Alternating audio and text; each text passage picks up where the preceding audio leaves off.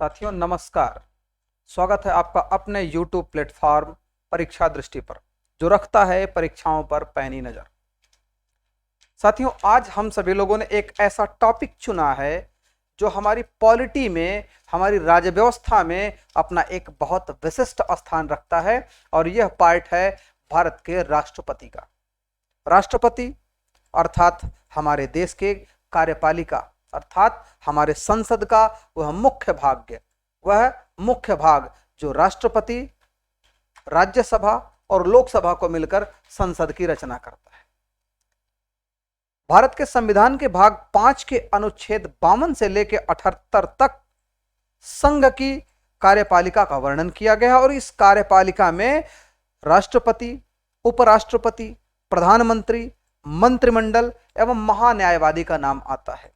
लेकिन यहां पर आज हम सभी लोगों को अध्ययन करना है, राष्ट्रपति के विषय में जानकारी लेना है। तो चलिए हम सभी लोग शुरू करते हैं। राष्ट्रपति, भारत का राष्ट्रपति।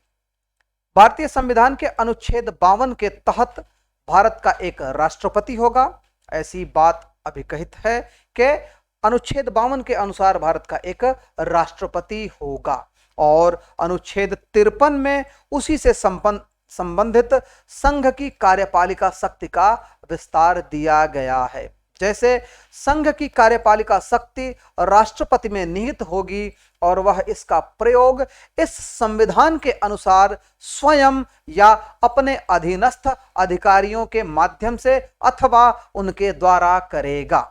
ठीक, ये अनुच्छेद 53। इसके साथ पूर्वगामी उपबंध की व्यापकता पर प्रतिकूल प्रभाव ना डाले। साथ ही साथ संघ के रक्षा बलों का सर्वोच्च समादेश राष्ट्रपति में निहित होगा, और उसका प्रयोग विधि द्वारा विनियमित होगा। अर्थात भारत राष्ट्रीय संघ, जो भारत संघ है, उसके सभी रक्षा बलों का जो सर्वोच्च सेनापति होगा वो राष्ट्रपति होगा। और इसी अनुच्छेद से संबंधित किसी बात में जो अन्य बातें हैं उन बातों पर हम चर्चा करते हैं। जैसे किसी विद्यमान विधि द्वारा किसी राज्य की सरकार या अन्य प्राधिकारी को प्रदान किए गए कृत्य राष्ट्रपति को अंतरित करने वाली नहीं समझी जाएंगी। अर्थात जो कार्य किसी अन्य को दिया गया है, किसी अन्य प्राधिकारी को दिया गया है, वह राष्ट्रपति तक अंतरित नहीं करेगा, या राष्ट्रपति से भिन्न अन्य प्राधिकारियों को, किसी भी अन्य प्राधिकारियों को विधि द्वारा कृत्य प्रदान करने में संसद को निवारित नहीं करेंगे। उसका निवारण संसद के माध्यम से नहीं किया जा सकेगा। जो वास्तव में राष्ट्रपति से जो भिन्न प्राधिकारियों को विधि द्वारा जो उसके कृत्य प्रदान किए जाएंगे, वो संसद को निवारित नहीं करेंगी। साथ ही साथ अनुच्छेद 54 में भारतीय राष्ट्रपति के निर्वाचन की व्यवस्था की बात की गई है, और राष्ट्रपति के निर्वाचन में ऐसे निर्वाचक गण सदस्य होंगे या मतदान करेंगे, उन लोगों के विषय में जो बातें कही गई हैं उसमें का खंड में कहा गया है कि संसद के दोनों सदनों के निर्वाचित सदस्य, अर्थात राज्यसभा और लोकसभा दोनों सदनों के निर्वाचित सदस्य, साथ ही राज्यों की विधानसभाओं के निर्वाचित सदस्य, राष्ट्रपति के चुनाव में निर्वाचक गण की हैसियत से मतदान करेंगे। और यहां पर एक स्पष्टीकरण यह भी है कि इस अनुच्छेद और अनुच्छेद 55 अर्थात 54 और 55 में मिलाकर राज्य है, स्टेट है, इसके अंतर्गत दिल्ली राष्ट्रीय राजधानी राज्य क्षेत्र और पांडिचेरी संघ राज्य क्षेत्र सम्मिलित है। इसका आशय यह है कि दिल्ली और पांडिचेरी के जो विधानसभाओं के जो निर्वाचित सदस्य हैं, वे लोग भी राष्ट्रपति के निर्वाचन के मतदान में भाग लेंगे। ठीक, अगला जो अनुच्छेद 55, उसी में बताया गया है कि राष्ट्रपति के निर्वाचन की रीति, किस प्रणाली से राष्ट्रपति का निर्वाचन होगा। जहां तक साध्य हो, राष्ट्रपति के निर्वाचन में भिन्न भिन्न राज्यों के प्रतिनिधित्व के मापमान में एक रूपता होगी। अर्थात वह किसी भी राज्य का विधायक हो, उसका जो मान होगा, उसके मतों की जो वैधता होगी, उसके मतों का जो मूल्य होगा वो बराबर होगा, चाहे वह किसी भी राज्य का हो। और राज्यों में आपस में ऐसी एक रूपता तथा समस्त राज्यों और संघ में समतुल्यता प्राप्त कराने के लिए संसद और प्रत्येक राज्य के विधानसभा का प्रत्येक निर्वाचित सदस्य ऐसे निर्वाचन में जितने मत देने का हकदार है उनकी संख्या निम्नलिखित रीति से अवधारित की जाएगी। इसका मतलब है कि यहां पर बात जनसंख्या की आएगी। जनसंख्या जिसकी जितनी अधिक होगी उस जनसंख्या के आधार पर उसके वोटों का मूल्य निर्धारित किया जाएगा। जैसे जनसंख्या को उस विधानसभा के निर्वाचित सदस्यों की कुल संख्या से भाग देने पर आए, अर्थात वहां के जितने निर्वाचित विधायक होंगे और उस राज्य की जो जनसंख्या होगी उसका भाग दिया जाएगा और जो संख्या आएगी वह एक विधायक के वोट का मूल्य होगा।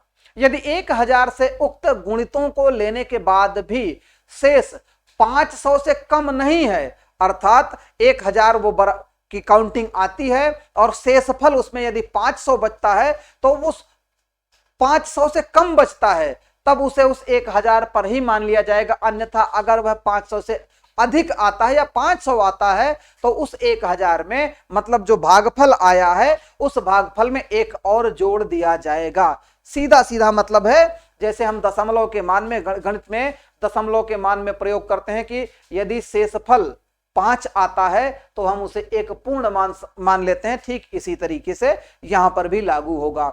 दूसरा है संसद के प्रत्येक सदन के प्रत्येक निर्वाचित सदस्य के मतों की संख्या वह होगी जो उपखंड का और उपखंड खा के अधीन राज्यों की विधानसभाओं के सदस्यों के लिए नियत कुल मतों की संख्या को संसद के दोनों सदनों के निर्वाचित सदस्यों की कुल संख्या से भाग देने पर प्राप्त होता है। अर्थात ऊपर जो का खंड दिया गया है और खा खंड, इन दोनों को मिलाने के बाद जो बात आती है दोनों सदनों के निर्वाचित सदस्यों की कुल संख्या से भाग देने पर, संसद के दोनों सदनों के निर्वाचित सदस्यों की कुल संख्या से भाग देने पर आए जिसमें आधे से अधिक या भिन्न या एक गिना जाएगा।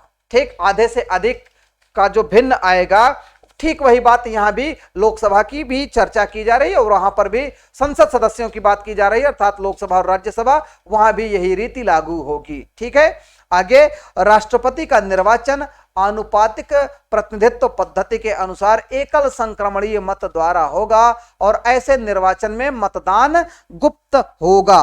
अर्थात एक विधायक का मूल्य, एक विधायक के मूल्य को समझने के लिए राज्य की कुल जनसंख्या बटे राज्य विधानसभा के निर्वाचित कुल सदस्य संख्या गुणे में 1/1000 करने के बाद जो आता है वह एक विधायक के, एक मतदाता के, यहां पर एक विधायक, चूंकि ये विधानसभा की बात है तो एक विधायक के वोट का मूल्य होगा। ठीक है, इसके बाद यहां पर एक स्पष्टीकरण दिया गया है।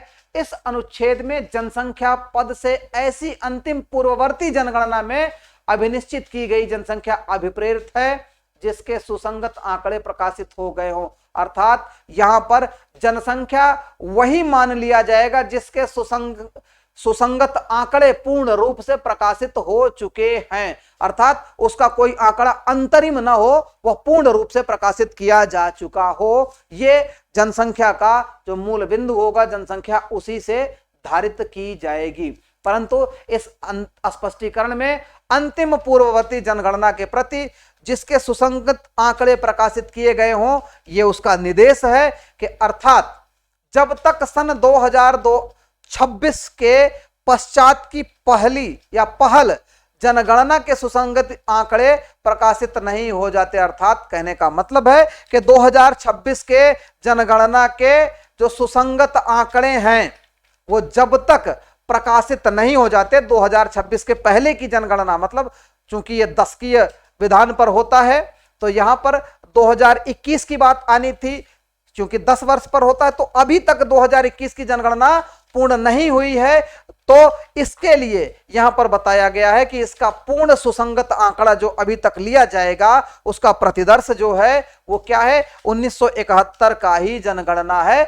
वही उसका निर्देश है कि 1971 के जनगणना को आधार मानते हुए ही वोटों का मत निश्चित किया जाएगा।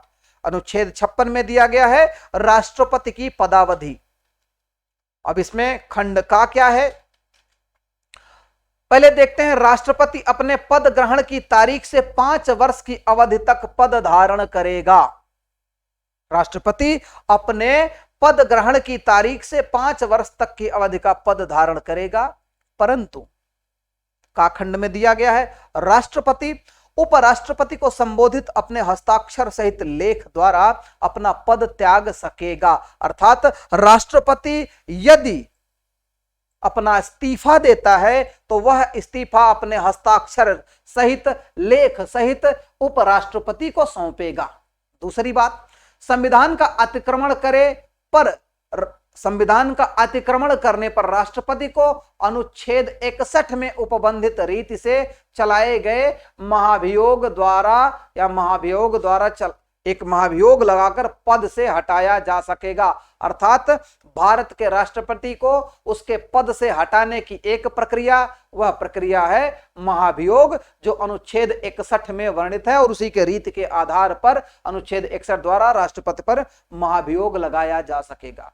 तीसरा गाखंड है राष्ट्रपति अपने पद की अवधि समाप्त हो जाने पर भी जब तक पद धारण करता रहेगा तब तक उसका उत्तराधिकारी अपना पद ग्रहण नहीं कर लेता है। कहने का आशय यह है कि जब तक अगले राष्ट्रपति का चुनाव और अगले राष्ट्रपति का चयन नहीं हो जाता तब तक पूर्ववर्ती राष्ट्रपति उस पद पर बना रहेगा। अर्थात जब तक उनका उत्तराधिकारी अपना पद धारण नहीं कर लेता तब तक वही राष्ट्रपति का कार्य करते रहेंगे, बेशक उनका 5 वर्ष का कार्यकाल समाप्त ही क्यों न हो गया हो। ठीक, तो यह राष्ट्रपति की पदावधि।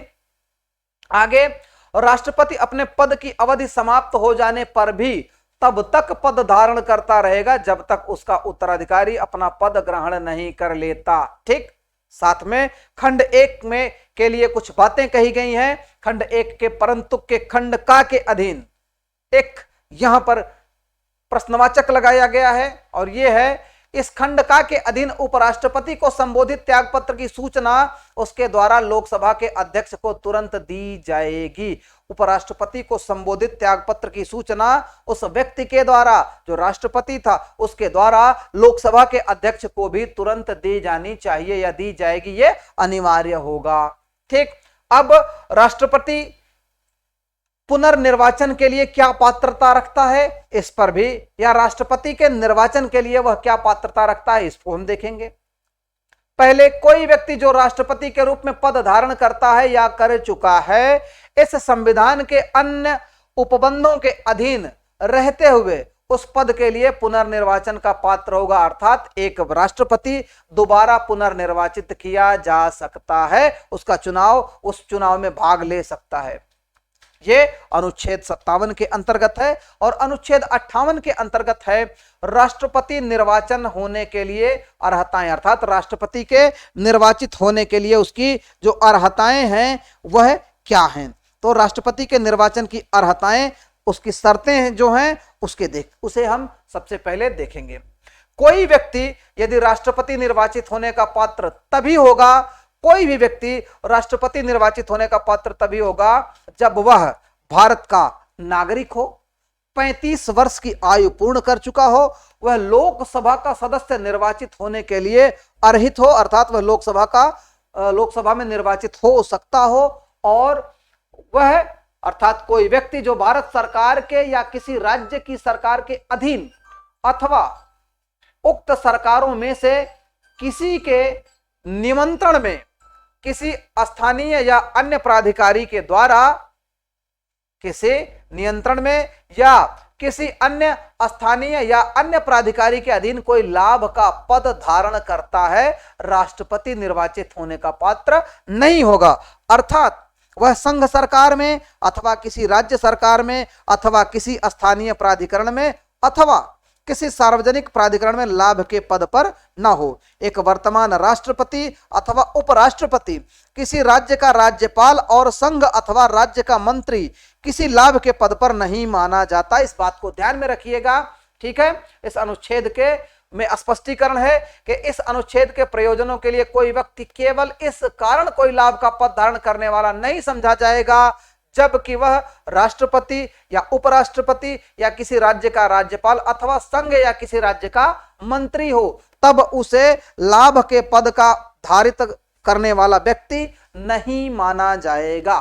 ठीक, आगे अनुच्छेद 59 है, इसमें राष्ट्रपति के पद के लिए कुछ शर्तें दी गई हैं।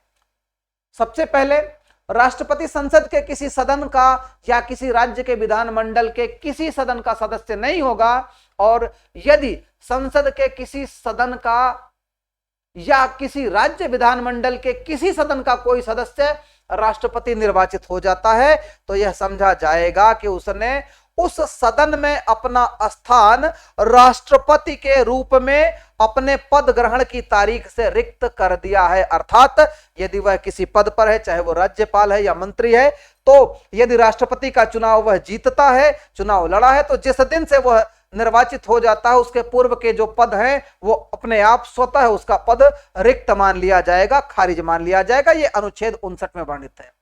दूसरी बात, राष्ट्रपति अन्य कोई लाभ का पद धारण नहीं करेगा।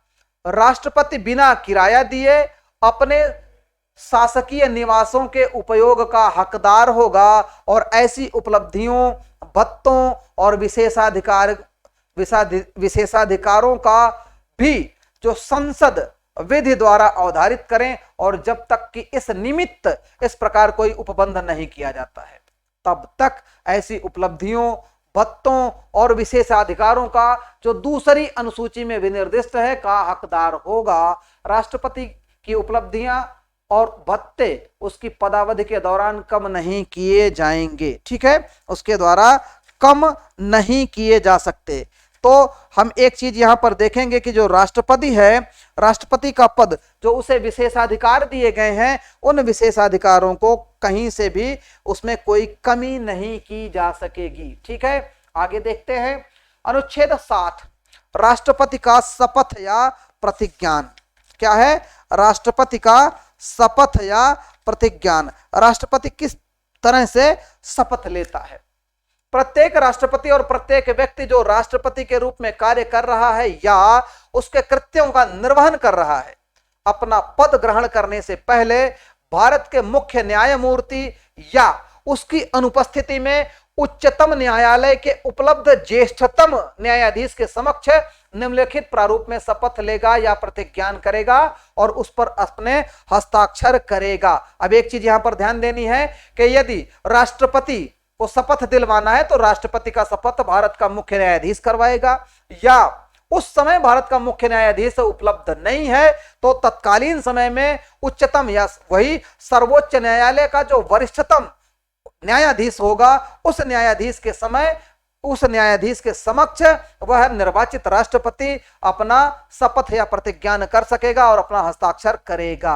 अर्थात वह कहेगा, वे सीधी सी बात है, वो कहेगा कि मैं ईश्वर की शपथ लेता हूं, अमुक अपना नाम लेगा कि मैं श्रद्धा पूर्वक भारत के राष्ट्रपति के पद का कार्यपालन सत्यनिष्ठा से प्रतिज्ञान करता हूं, अथवा राष्ट्रपति के कृत्यों का निर्वहन करूंगा तथा अपनी पूरी योग्यता से संविधान और विधि का परिरक्षण और प्रतिरक्षण करूंगा और मैं भारत की जनता की सेवा और कल्याण में निरत रहूंगा। अर्थात यह भारत का राष्ट्रपति शपथ लेगा। और इसमें हम एक तरीके से इसे और सरलतम रूप से कह सकते हैं कि श्रद्धा पूर्वक राष्ट्रपति पद का कार्यपालन करूंगा, संविधान और विधि का परिरक्षण, संरक्षण और प्रतिरक्षण करूंगा और भारत की जनता की सेवा और कल्याण में निरत रहूंगा। तो इस तरीके से राष्ट्रपति का शपथ या प्रतिज्ञान अनुच्छेद 60 के अंतर्गत होगा। और जब राष्ट्रपति संविधान के संवैधानिक अधिकारों का अतिक्रमण करने लगे तो उसके ऊपर महाभियोग की प्रक्रिया चलाकर उस पे आरोप लगाकर उसे सिद्ध करके हटाया जा सकेगा। तो यहां पर देखते हैं कि अनुच्छेद 61 के द्वारा राष्ट्रपति पर महाभियोग चलाने की जो प्रक्रिया है उसे हम समझते हैं।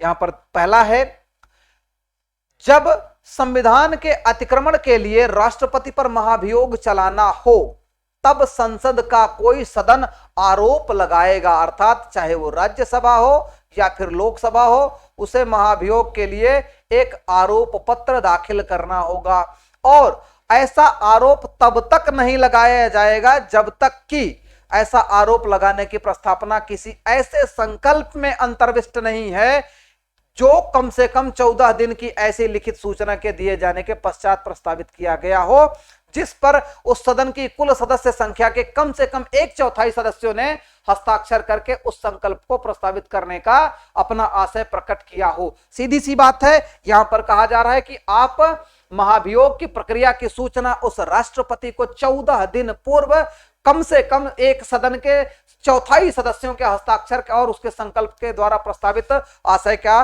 जो प्रमाण पत्र होगा, जो पत्र होगा, उसे आप देंगे, तभी आप राष्ट्रपति के ऊपर महाभियोग की प्रक्रिया के विषय में सोच सकेंगे। ठीक है, यहां पर कहा गया है राष्ट्रपति पर जो महाभियोग है, इसमें राष्ट्रपति पर संविधान का उल्लंघन करने पर महाभियोग चलाकर उसे पद से हटाया जा सकता है।